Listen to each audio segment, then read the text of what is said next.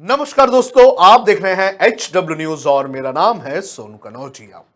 देश की जनता पेट्रोल और डीजल की बढ़ती कीमतों, नींबू के महंगे होने और बढ़ती महंगाई के बीच अटकी हुई है। और इसी बीच सरकार ने एक खेल कर दिया है। सरकार ने बढ़ती महंगाई के बीच एक और सरकारी कंपनी को बेच दिया है। एयर इंडिया के बाद एक और एविएशन कंपनी बिक चुकी है और वो भी लगभग 300 करोड़ के नुकसान में।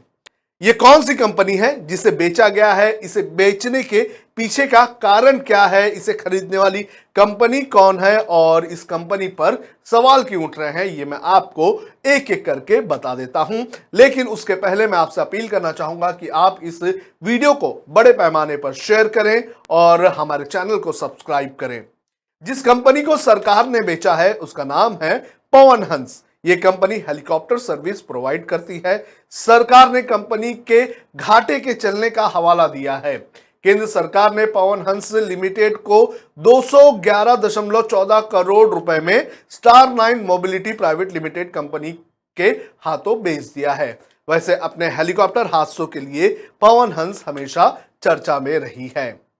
अब मैं आपको बताता हूं कि सरकार ने इसे बेचने के लिए कौन कौन सी बातें कही है और इसके पीछे का कारण सरकार क्या बता रही है।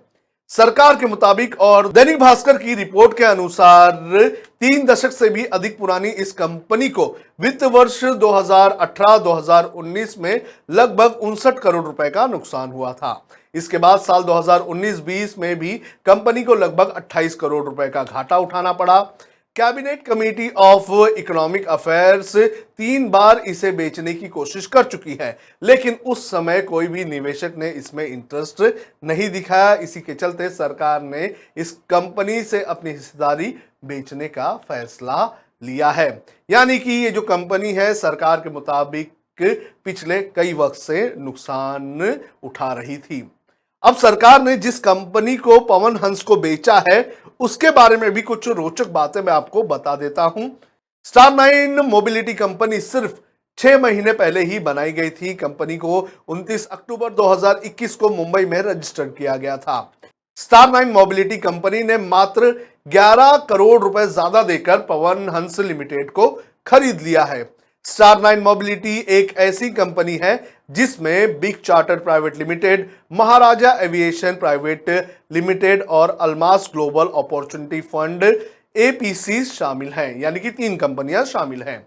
सरकार को अपनी 51% हिस्सेदारी में कम से कम 500 करोड़ रुपए मिलने की उम्मीद थी, लेकिन सरकार ने बिक्री का बेस प्राइस सिर्फ 199.92 करोड़ ही रखा, यानी कि लगभग 300 करोड़ कम।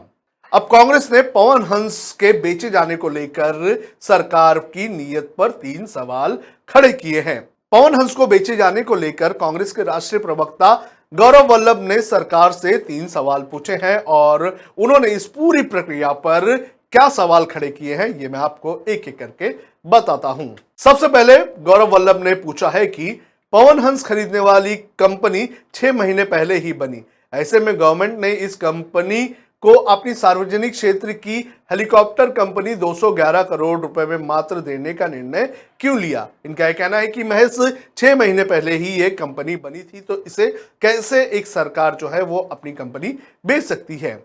आगे उन्होंने पूछा है कि ऐसा क्या कारण था कि 3 कंपनी बोली लगाने के लिए आती है, 2 रिजर्व प्राइस से कम बोली लगाती है और एक मात्र 11 करोड़ रुपए रिजर्व प्राइस से ज्यादा देता है, लेकिन फिर भी सरकार उसी को क्यों हेलीकॉप्टर कंपनी सौंप दे रही है।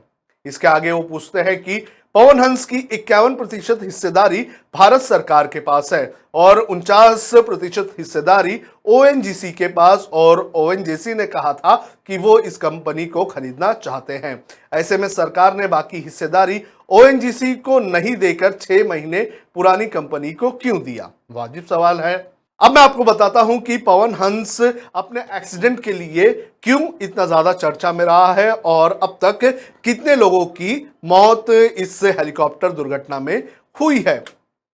इस हेलीकॉप्टर से जुड़ी अब तक कुल 20 दुर्घटनाएं हो चुकी हैं। इनमें 91 लोगों ने अपनी जान गंवाई है। इनमें से 60 यात्रियों के अलावा 27 पायलट और 4 क्रू मेंबर भी शामिल हैं। पवन हंस हेलीकॉप्टर से जुड़े कुछ मुख्य हादसे, इसके बारे में भी मैं आपको बताता हूं, जिसमें किसी की भी जान नहीं बची। 2010 से लेकर 2012 के बीच लगभग 12 हेलीकॉप्टर हादसे हमारे देश में हुए, जिसमें 10 पवन हंस के हेलीकॉप्टर शामिल थे।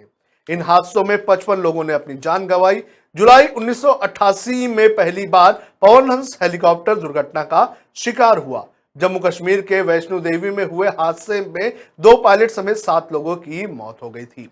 साल 2011 में पवन हंस हेलीकॉप्टर के हादसे में सबसे ज्यादा 31 लोगों की मौत हुई थी और इसमें अरुणाचल प्रदेश के तत्कालीन सीएम दोरजी खांडू की दर्दनाक मौत भी शामिल है।